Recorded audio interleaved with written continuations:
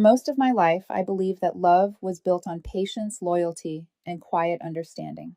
But now looking back, I realize that sometimes love can blind you so completely that you don't notice when it turns into humiliation until it's too late. Ethan and I met in college. He was the kind of man who could charm an entire room without even trying. Ambitious, magnetic, always surrounded by people. I was the quiet one, usually tucked away in the back corner of the lab working on code with my headphones in. Somehow he noticed me. Maybe it was because I wasn't impressed by his charm like everyone else. He said I made him feel grounded. I liked that. We were together for 5 years, engaged for one. Through all those years, I thought we were a team. When he lost his first job after graduation, I paid the rent for months. I picked up freelance work just to keep us steady. When his father got sick, I was the one who drove him to the hospital every weekend, sat through the long nights, even helped his family when the bills piled up. His mom once called me the glue that kept him together. Back then, I believed in us completely. But love changes quietly like rot under paint. After Ethan got hired at a fast growing marketing firm, things began to shift. He started surrounding himself with people who lived for attention. Networking events, expensive dinners, endless hustle talk. He began comparing everything: our clothes, our home, even how I spoke in public. You should dress up more, he'd say. You need to look like you belong. I'd laugh it off, pretending it didn't sting. Then came that night, the dinner that broke everything. It was one of those elegant, intimidating events his company threw for clients. Ethan told me I had to come because it'll look good for my image. I wasn't thrilled. Corporate small talk wasn't my thing, but I went. I wanted to support him. I even bought a new dress, simple but elegant. When we arrived, he was radiant, laughing, introducing people, slipping easily into the rhythm of the room. I tried to follow his lead, offering polite smiles and handshakes. For a while it went fine. Then I noticed her, Clara. Tall, confident, the kind of woman who doesn't just enter a room, she takes command of it. I'd heard her name before. She'd just gotten promoted. Ethan talked about her constantly. Clara landed another client today. Clara's presentation was flawless. His tone had always been admiring, but that night, admiration turned into something else. He gravitated toward her like a magnet. Their laughter carried across the room. When I tried to join the conversation, the air shifted like I was interrupting a private joke. Clara looked me up and down, smiled politely, then turned back to Ethan. I told myself I was imagining it, that it was just work talk, that I shouldn't make a scene. But a few minutes later, when I approached their table with 2 glasses of champagne, Ethan leaned close to me, his voice low enough that only I could hear. You're embarrassing me, he whispered sharply. Just pretend we're not together tonight. My hand froze around the glass. At first I thought I misheard, but then he looked at me cold, dismissive, the way you'd look at someone who just doesn't belong. My stomach turned, the room blurred, I could hear my own heartbeat louder than the music. Pretend we're not together. The words sliced through me like a clean cut, small but deep enough to bleed for years. I didn't argue, I didn't cry. I simply nodded once, turned around, and walked away. For the rest of the night, I sat alone at the bar, watching him from across the room, watching the man I loved flirt openly with another woman while pretending I was invisible. The bartender asked if I wanted another drink. I declined. I needed my mind clear, not blurry. He didn't come over once. When the night ended, he found me by the exit, acting as if nothing had happened. You ready to go? He asked, like we were still fine. I followed him silently to the car. The drive home was wordless, heavy with everything unsaid. That whisper, those 4 words, played in my head over and over like a broken record. You're embarrassing me. I couldn't stop replaying the years behind us. The late nights helping him prepare for interviews. The weekends spent supporting his family. The sacrifices I made so he could chase his dreams. All of it felt erased in one cruel whisper. When we got home, he didn't apologize. He didn't explain. He just went to bed.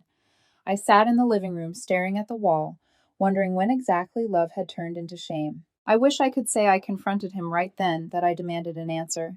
But the truth is, I didn't. I was too stunned, too hollow. I told myself maybe it was stress, maybe I'd misunderstood. But deep down I knew. Something had shifted permanently. That night, as I lay awake beside him staring at the ceiling, I realized something terrifying. He hadn't just embarrassed me, he'd erased me. And for the first time in 5 years, I started to wonder who I really was without him. The days after that dinner felt like walking through fog. Everything was muted, muffled, unreal. Ethan acted as if nothing had happened. He'd hum in the kitchen, scroll his phone during breakfast, tell me about some client or project like we hadn't crossed a line that night. I watched him closely, waiting for an apology, for any flicker of regret, but none came. I tried to bring it up once, gently. "Ethan," I said, keeping my voice steady. "What you said that night at the dinner. Why did you say that?" He didn't look up from his laptop. "Oh, come on, Evelyn. Don't start," he sighed. "You know how these events are. I just needed to keep things professional. You're overthinking it." Professional. That word hung in the air, stinging more than the whisper itself. I wanted to ask professional with whom, Clara. But I swallowed the question. I didn't want to sound jealous. Still, something inside me began to ache in a place words couldn't reach. His phone was glued to his hand, his smile too quick to fade when I entered the room. He started working late client dinners that always ended near midnight. When I asked if I could join one sometime, he chuckled softly. "You wouldn't enjoy it. It's not your scene." Not my scene. I remembered when we used to be each other's scene movie nights on the couch, cheap takeout, laughing until midnight over nothing. Now it was like living with a stranger who was pretending to remember who I was. A few weeks later, it finally happened. We were home on a Sunday night. I was cooking dinner the way I always did. The scent of garlic filled the kitchen, warm and safe. Ethan sat at the counter, scrolling his phone, tapping his fingers. His silence had weight to it, deliberate, heavy. "Ethan," I said quietly, "can we talk?" He looked up, bored. "About what?" "That dinner. The distance between us. You've been different." He leaned back in his chair, crossed his arms, and smiled a smile that wasn't kind. "Different, Evelyn, I've just grown. You're comfortable, and that's fine, but some of us want more than comfort. Clara understands that." It took a second for my brain to catch up. "What about Clara?" I asked, my voice barely a whisper. He shrugged, like we were discussing weather. "We've been talking for a while. She's ambitious driven. She challenges me. You used to be that way, remember? But lately you just exist." I froze. "Are you saying you're seeing her?" His tone was calm, almost clinical. "Emotionally, yes. Physically, recently, it just happened." He said it like a confession to a therapist, detached and self-justified. I stared at him, a fork still in my hand. "Why tell me now?" "Because I owe you honesty," he said. "Clara pushes me to be better. You're holding me back with your predictability. I need someone who matches my energy, not someone who plays it safe." Predictable, holding him back. The words fell on me like cold rain. I thought of every night I'd stayed awake helping him rehearse presentations, the weekends I'd skipped outings so I could drive him to his dad's treatments, the career opportunities I'd turned down so we could stay near his family. I'd built a life around his comfort, and he was calling me the cage. I placed the fork down gently. "So what happens now?" He didn't hesitate. "I'm moving out. Claire and I found a place downtown. You'll be fine, Evelyn. You always are." That line, "you'll be fine," burned worse than betrayal. He was already packing himself out of my life, and he had the nerve to say it like I was some project that would run on autopilot after he left. I didn't cry. I didn't scream. Something deeper than anger took over, something still and quiet. "All right," I said, my voice low but even. "If that's what you want, I'll help you pack." For the first time, his composure cracked. "You're not going to beg me to stay." I looked at him, the man I'd loved for 5 years, the man I'd believed in, now looking at me like a ghost he'd already buried. "No," I said. "You've made your choice. I won't fight for someone who doesn't want to be here." The silence that followed was suffocating. He blinked, maybe expecting tears, but none came. I turned away before he could see the way my jaw trembled. That night I packed his clothes, neatly folded his shirts, and set his belongings by the door. He left the next morning without saying goodbye. The sound of the front door closing echoed through the apartment, hollow and final. When I walked back into the bedroom, the empty side of the bed stared at me like a wound. All I could think about was that whisper, "Pretend we're not together tonight." Now I finally understood what it meant. He'd already been pretending long before he said it. But if he wanted me to disappear, I would. Just not in the way he expected. I didn't know it then, but that quiet nod I gave him, that refusal to beg, would be the beginning of his unraveling. Because sometimes silence isn't surrender. Sometimes it's the first sound of someone reclaiming their power. The first week after Ethan left, the silence was unbearable. Not the peaceful kind that wraps around you like a blanket. This was the sharp kind, the kind that echoes. Every corner of the apartment still smelled like him. His cologne lingered on the pillows, his coffee mug sat untouched by the sink. I didn't touch anything at first. I walked through those rooms like a stranger visiting a crime scene, trying to understand what went wrong. The bed felt too big. Meals felt pointless. Even music, something I used to love, became unbearable. Every song seemed to know his name. But the strangest thing was how the world kept moving. His friends stopped calling. Mutual acquaintances pretended not to know what happened. And on social media, the truth played out like a movie I wasn't cast in. There he was smiling, arm around Clara, champagne in hand. The captions were nauseating new beginnings. Found my match. Finally free. Free. It wasn't just the betrayal that hurt. It was how effortlessly he replaced me, how he turned our history into a stepping stone for his next performance. For a while, I didn't eat properly. Work became my anchor. I'd code for hours, eyes fixed to the screen, anything to drown out the images of him and her. My coworkers noticed the change, the silence, the forced smiles, but I brushed it off. Just tired, I'd say. Deadlines. Nights were the hardest. Sometimes I'd wake up reaching for a body that wasn't there. Sometimes I'd dream he came back, that I'd hear the key turn in the lock and he'd say I made a mistake. But morning always came, and reality stayed cruelly consistent. One afternoon, I found myself standing in front of the mirror. I looked exhausted. Hollow eyes, unwashed hair, a ghost of someone who used to be steady. That image jolted something awake inside me. I whispered out loud, "No more pretending."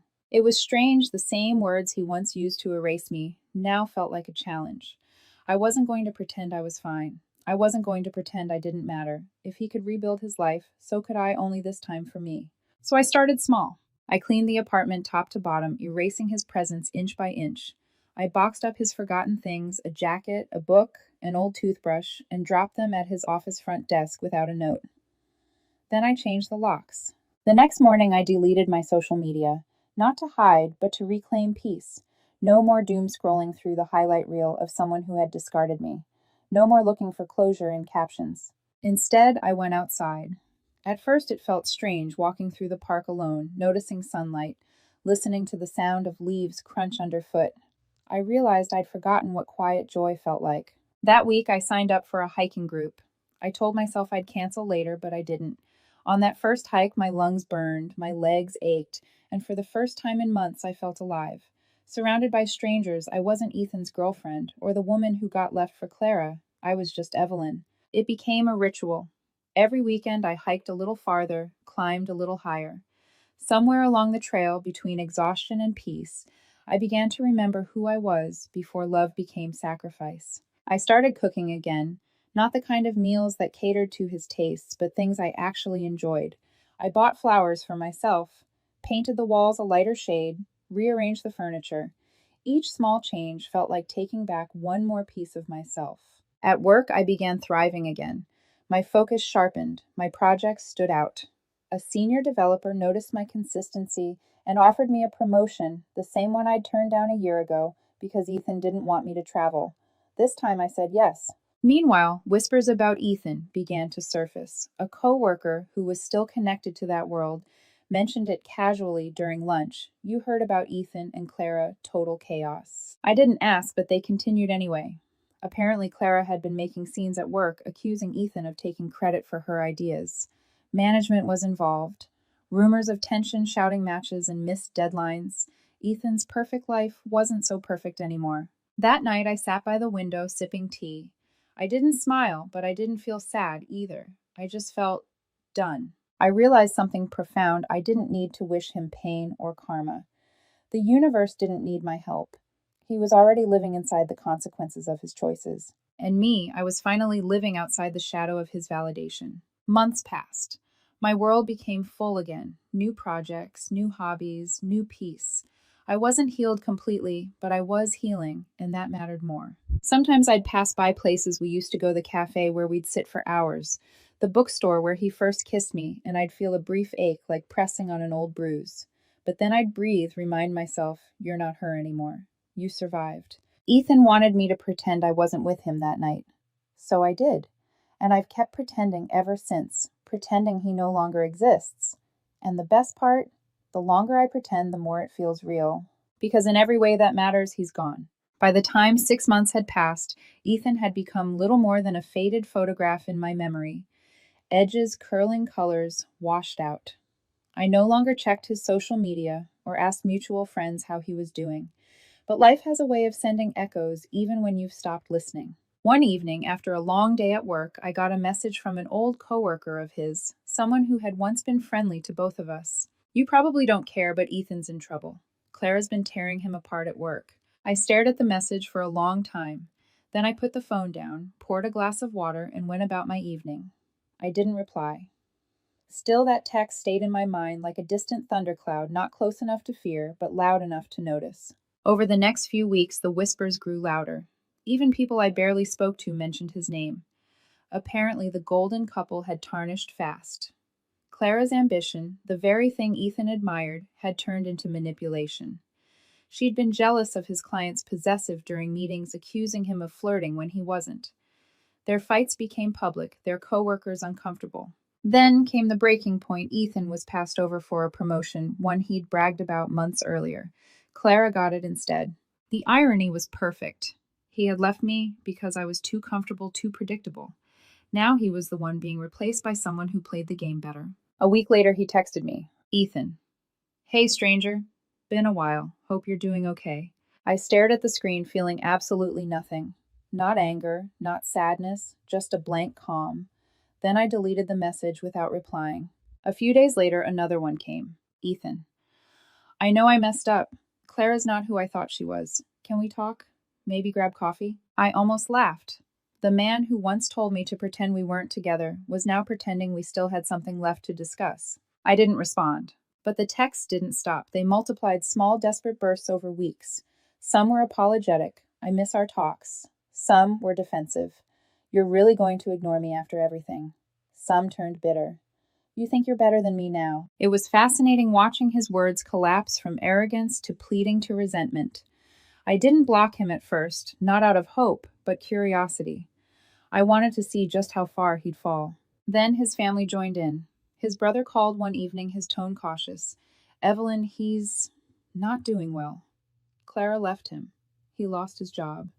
Maybe you could talk to him. I bit back a sigh. Talk to him about what? How to rebuild a life he destroyed himself. Please, his brother said softly. He really regrets what he did. I paused. The truth was, I didn't believe in revenge. I didn't need to see him suffer. But hearing that he was finally facing consequences, it didn't hurt. Tell him I wish him peace, I said, but I'm not his solution anymore.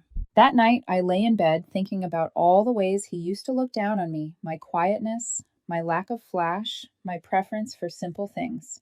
He thought he was ascending when he left me, but sometimes the climb you're proudest of turns out to be the one that leads straight off a cliff. I didn't hear from him for a while after that. Life went on. I focused on my projects, my hikes, my small circle of friends. Then out of nowhere, another text. Ethan, I saw your name in an article. Congrats on the app launch. You've done amazing. I'm really proud of you. Pride. From the same man who once called me embarrassing. I smiled to myself, not out of joy, but quiet recognition that I had finally stepped beyond his reach. I blocked his number that night. But when you finally close one door, life sometimes sends you through another. At work, during a tech conference in Seattle, I met Daniel, a data engineer, with an easy laugh and the kind of calm confidence that doesn't demand attention. He was kind without trying to prove it. We spent hours talking about everything from coding to hiking trails. When I mentioned I liked being out in nature alone, he smiled. You sound like someone who's learned to enjoy her own company. I remember thinking yes, and it took losing everything to get here. Daniel didn't rush things. He didn't demand explanations about my past or make me feel like I had to earn affection through performance. Our connection grew quietly, a gentle rhythm instead of a race. For the first time in years, I felt safe. Then came another test. Ethan showed up again, not in person, but through a friend request. New account, new profile. His display picture was an old one, him smiling like he still had control over his narrative. I ignored it, but the request stayed there for days, a digital ghost hovering at the edge of my peace. One night, Daniel and I were cooking dinner when my phone buzzed again, another number I didn't recognize. Unknown. You think you've won, don't you? You think ignoring me makes you better. I froze. Daniel noticed immediately. Everything okay? I forced a smile and deleted the message. It's nothing. But deep down, I knew exactly who it was. Ethan was unraveling, and this time he wanted me to watch. I turned off my phone, exhaled slowly, and looked at Daniel. He grinned as he plated the food, humming under his breath, utterly unaware of the storm outside my past. And for the first time, I realized how powerful peace really is. Not the kind that comes from revenge, but the kind that grows when you finally stop caring who's watching. Ethan's world was cracking, mine was blooming, and all I had to do was nothing at all. 9 months after Ethan walked out of my life, I received an invitation that would bring everything full circle: Alex's wedding, one of our old mutual friends. At first, I almost didn't go. I knew Ethan might be there. The thought of seeing him again made something inside me tense, not out of fear, but the unease of revisiting a ghost you've finally learned to live without. But Alex was persistent. Evelyn, you should come. You've grown so much. You deserve to celebrate with us. And don't worry, he added quietly, you'll handle it better than he will. He was right. I had no reason to hide anymore. So I went wearing a soft emerald dress that fit like quiet confidence, my hair pinned back, my heart steady. Daniel came with me, his hand finding mine as naturally as breathing. He was my calm in every storm, but tonight I didn't even need that calm. I had built my own. The wedding was held in a beautiful outdoor garden, sunlight spilling through the trees like gold. Laughter floated in the air, music weaving between tables, the scent of flowers, thick with life. It was the kind of evening that reminded you endings can make room for beginnings. I was talking with some old friends when I saw him. Ethan. He stood near the bar, thinner, older eyes heavy. His confidence, that polished, effortless glow he used to wear, was gone. Even from across the garden, I could see the exhaustion in his shoulders. His suit didn't fit right. His smile was forced. He noticed me almost instantly. His gaze lingered longer than I expected, searching maybe for guilt, maybe for permission to approach. I gave him neither. Daniel noticed the shift in my expression and leaned close. That's him, isn't it? I nodded once. That's him. You okay? I've never been better, I said, and I meant it. An hour passed before Ethan finally approached. I was standing near the dessert table talking with Alex's wife when he appeared beside me, hesitant hands in his pockets. Evelyn, he said softly, hey. I turned slowly, offering a polite smile that didn't quite reach my eyes. Ethan. He looked at me for a long moment, his voice faltering. You look great, really great. Thank you, I replied simply. His eyes flicked toward Daniel, who stood a few steps away chatting with another guest. So you're with someone? Yes, I said. Daniel. Right, he muttered. I've heard about him. Seems nice. There was an awkward pause, the kind heavy enough to make air feel thick. Finally, he sighed. Can we talk? Just privately. It won't take long. Every instinct told me to refuse, but something in me wanted closure, not for him, for myself. So I nodded once and followed him a few steps away toward a quieter corner by the garden lights. He looked nervous. His voice shook. I know I have no right to ask you for anything, but I need to say this. I lost everything, Evelyn. My job, my apartment, Clara. I cut him off gently. Clara left. He nodded, shame flickering in his eyes. Yeah, she cheated on me. With someone from work. Turns out she's not who I thought she was. Guess I got what I deserved. He tried to laugh, but it came out hollow. When things fell apart, I kept thinking about you, about how good you were to me, how steady. I ruined the best thing I ever had. There it was, the line I once dreamed of hearing. But instead of satisfaction, I felt only distance. I watched him closely. His eyes were red tired. There was no spark of the man I once loved, only a shadow of his former pride. You told me to pretend we weren't together that night, I said softly. Remember? He blinked, shame rippling across his face. Evelyn, I didn't mean it like that. But you did, I interrupted gently. You said it. You wanted me invisible, so I learned how to be. I learned how to live without being seen, and somewhere in that silence I found myself. His throat tightened. I know I hurt you. I was stupid. I thought I needed more excitement, ambition. But you were everything. You were home. I let out a slow breath. Home isn't somewhere you abandon when you get bored, Ethan. You left because you mistook stability for dullness. You called love comfortable, like it was an insult.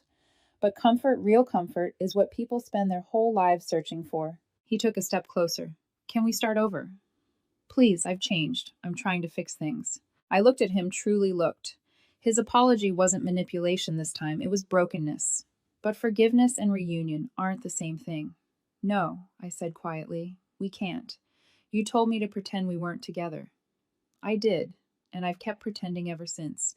Now it's not pretending anymore, it's just the truth. He blinked hard, his composure slipping. So that's it.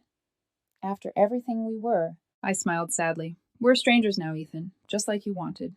Behind me, the music shifted, a slow song, starting laughter spilling from the dance floor.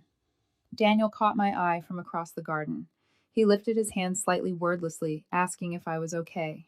I nodded. Ethan followed my gaze. His jaw tightened. Is he better than me? I didn't answer immediately. Then I said softly, he doesn't have to be. He's just kind. That broke him.